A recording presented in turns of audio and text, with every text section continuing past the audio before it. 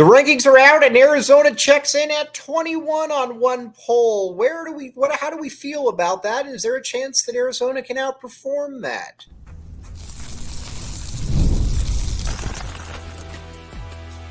You are Locked On Wildcats, your daily podcast on the Arizona Wildcats. Part of the Locked On Podcast Network, your team every day. Thanks for keeping it locked on Wildcats. I'm your host, Mike Luke. All right, this show is brought to you by FanDuel. Check it out, FanDuel.com. You know your money is good with FanDuel, and you can get in on all kinds of good stuff. Check it out, FanDuel. All right, Arizona football checks in at 21 in the polls. This one, to me, again, I get where it's at. This does feel to me a little bit too low. Listen. We'll talk about why I think it's too low, but here's basically why I think Arizona is put in this position, or why they're viewed in such a light. First and foremost, this is you've got a new coach here. And obviously, I think Brent Brennan's going to do a very good job, but I also do understand as well that you do have, some concerns. He's been at San Jose State his entire career, and you're just kind of wondering where exactly, what will that bring him then, as far as, dealing with a lot of talent, because honestly, like we talked about, there is a lot of talent on this roster. But so where does Arizona stand with all that? I think that's a fair question. And then I think there's also this misconception that Arizona's team got gutted. Well, yes, Arizona did lose some players for sure. But as far as the players that went up to Seattle, these are replaceable guys. Jonah Coleman is very, very good, but I don't have any doubts that Ja'Cory Crosby-Merritt and Quali Conley will easily be able to fill that void. And then you got obviously Fam Rayshon, Speedy Luke as well, Kedrick Risano. You get the point with all of those guys. Then Ephesians Prysock, that one's a loss because Prysock is probably an NFL DB, but Arizona got back to Cario Davis, which was the more important of the two.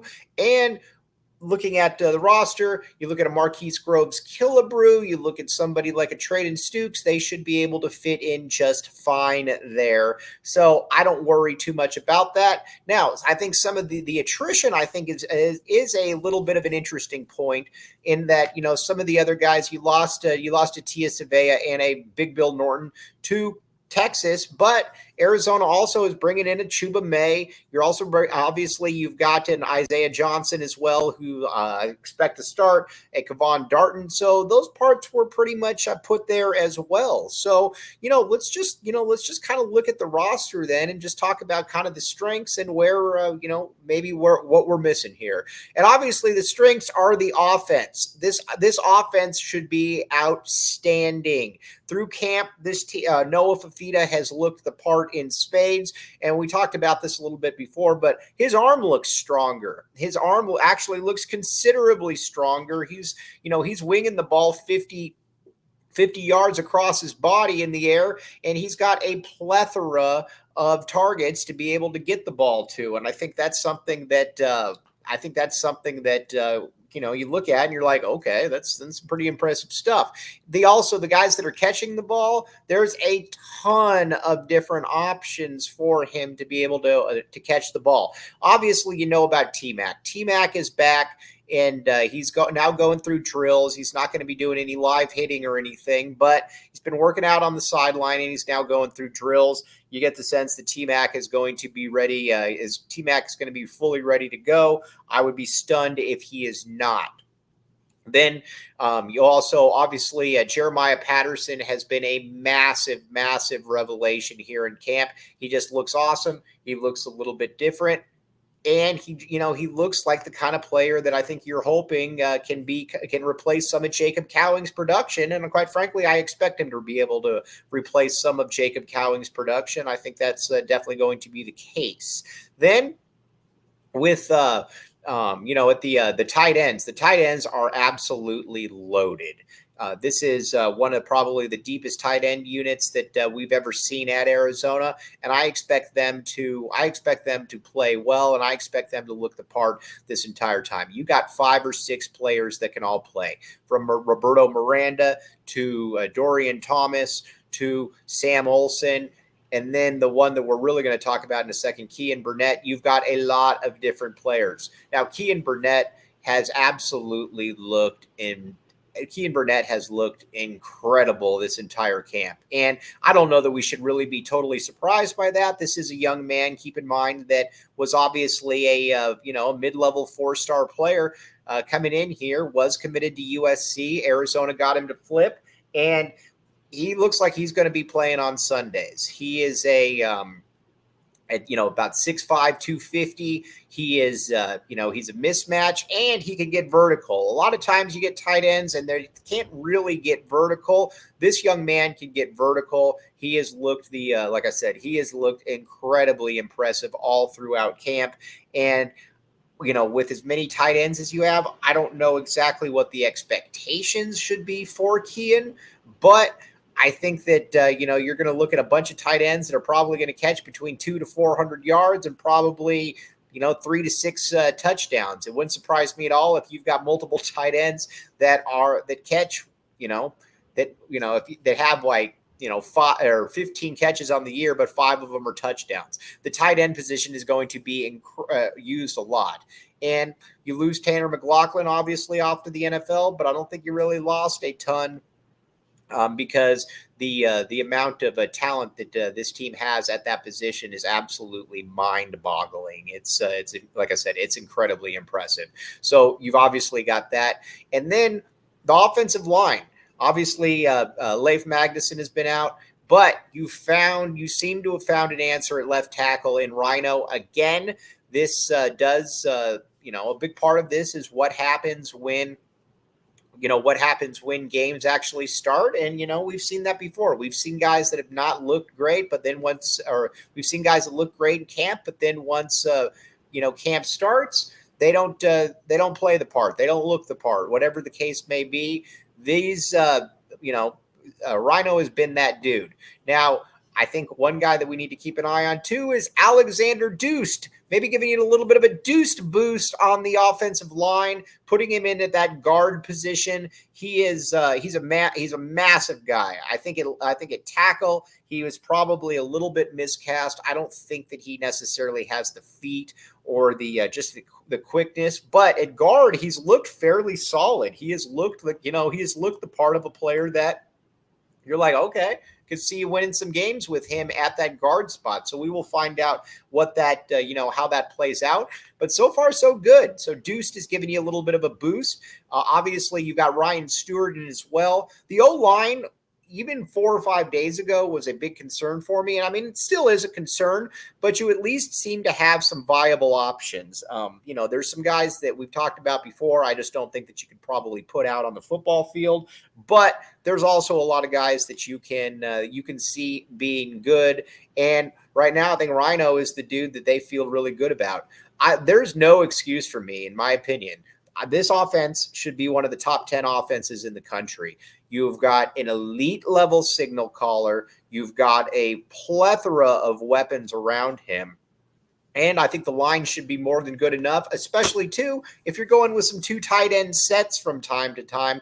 That is like I said, there is a lot to like about that. One other thing too, you got to give Brent Brennan credit for is, up to the last minute, I think there were questions about how is this, how is he going to be able to fill out this roster? And the dudes that he brought in so far appear to be real difference makers. And we're going to talk about that in a second. But first, FanDuel. Check it out. FanDuel, all kinds of good stuff. Here's the deal at FanDuel.com.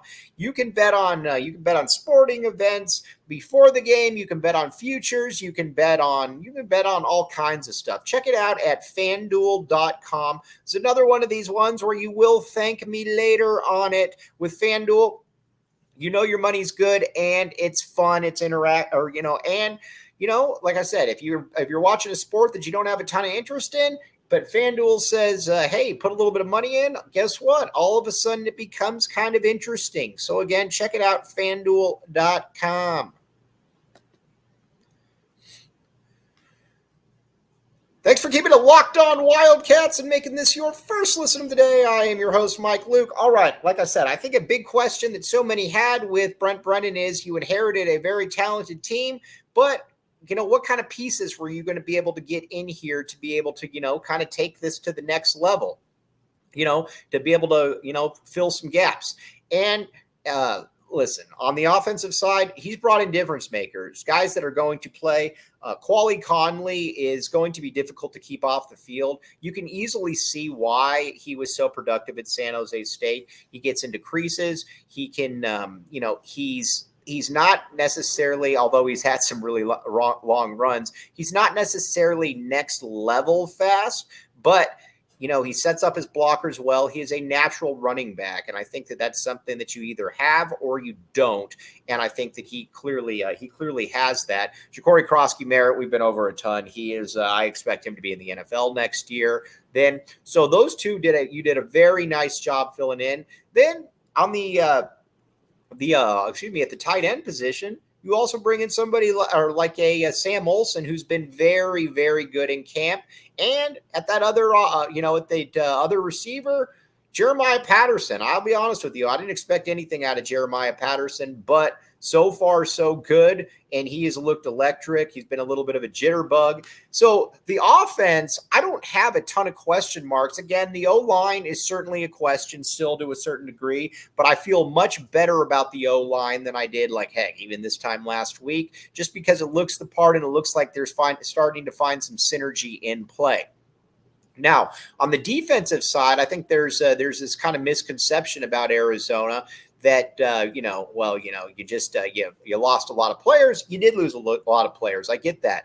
But so far, some of these guys that you got in look to be every bit the part of some of these other players that you lost. Let's talk about Trey Smith, for example. Trey Smith I expect Trey Smith to be every bit as good as anybody that Arizona lost last year, even Taylor Upshaw. Now, I get that Taylor Upshaw had 8 sacks. He was very, very good for the U of A last year. Deuce Davis, Deuce Davis and Isaiah Ward combined for 7 sacks. But I think between Ty Uiagalelei and Trey Smith, it wouldn't surprise me at all if they're combined for about 14 sacks. They have been, I think that, Ty, his motor is nonstop. He's big. And with Trey Smith's just really, really good. You can see why he put up the numbers he did at San Jose State. You can also see why he's probably going to be an NFL player at some point. He's relentless. He's got a really good frame, and he just knows how to kind of get to the quarterback. He's been very, very good throughout camp. So I look at the defensive ends, the starting D ends, and I don't really see much of a drop-off. Now, it is fair to say who are your backups after that, and that's a fair question because, Arizona was able to rotate 3-4 guys last year at that defensive end position. You're going to have to do that, but you don't necessarily have somebody like a Deuce Davis then coming in off the back end.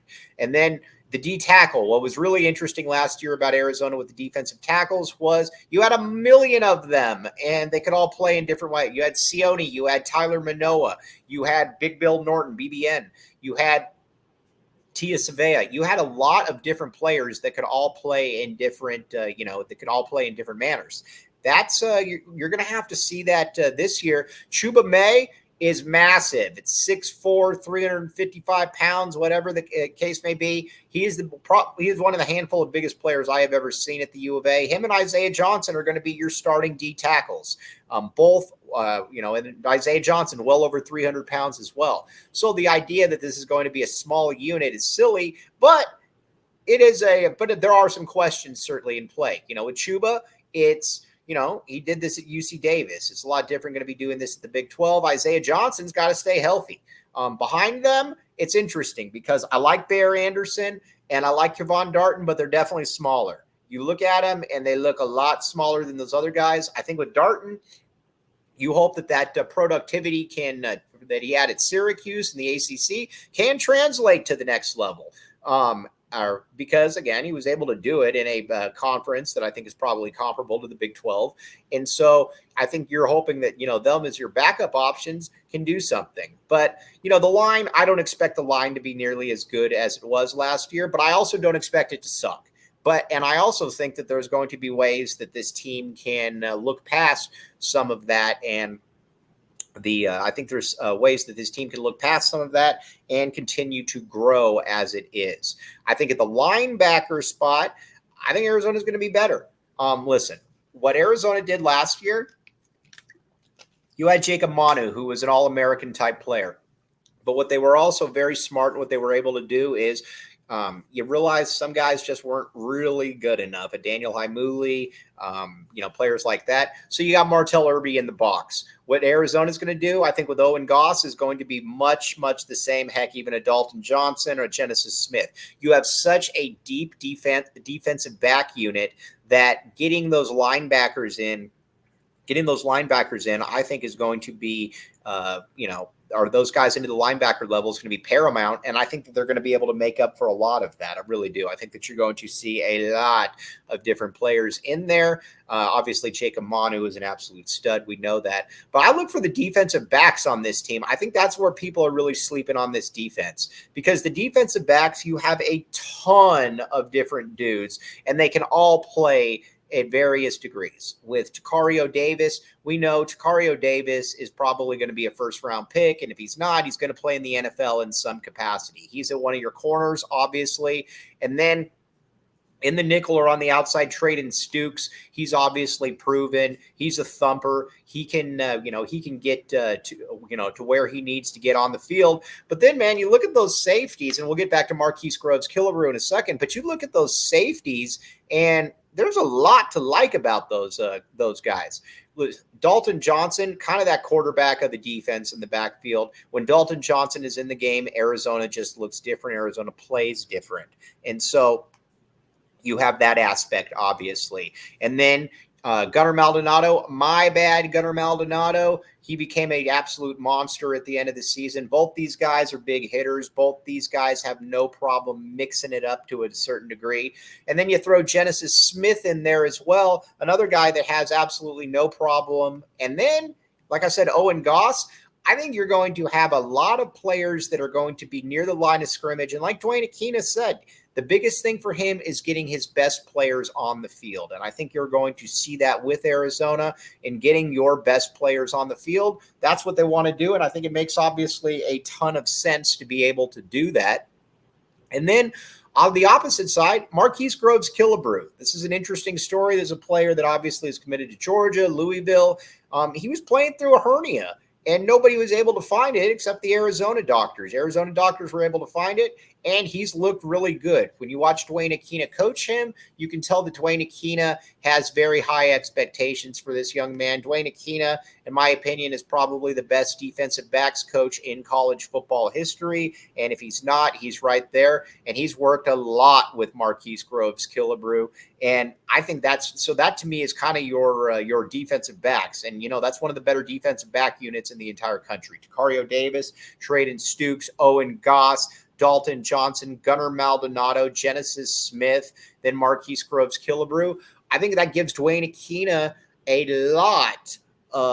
lot of possibilities to be able to kind of mix things up and see how exactly everybody plays and all of that. So again, we've talked about it before. I think Vegas is still missing the boat on Arizona. Before, Arizona was viewed as a 2.5 win team. They got 5. Last year, they were viewed as a 5-win team. They got 10. I'm not saying they're going to get 15 this year, but I like them for sure to be in that 9 to 10 win range. I think, and I feel pretty good about that as well. Now, another reason for the optimism is the coaching staff. We're going to talk about that here in a second. But first, Gametime. Download the Gametime app today. Use code LOCKEDONCollege for $20 off your first purchase. Terms do apply. All right, now, You can go to a concert, you can go to a sporting event, you can go to a lot of different things, and Gametime has you covered. Download the Gametime app today. Use code LOCKEDONCollege for $20 off your first purchase. Again, this is another one of these ones. You will thank me later on it. Check it out, Gametime.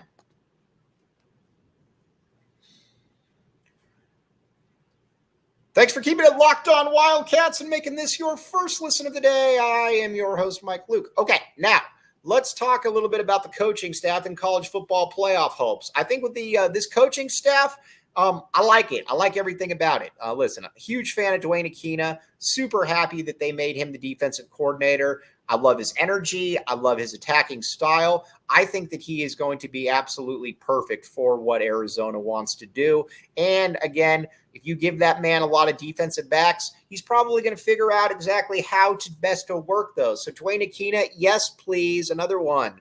And then Dino Babers.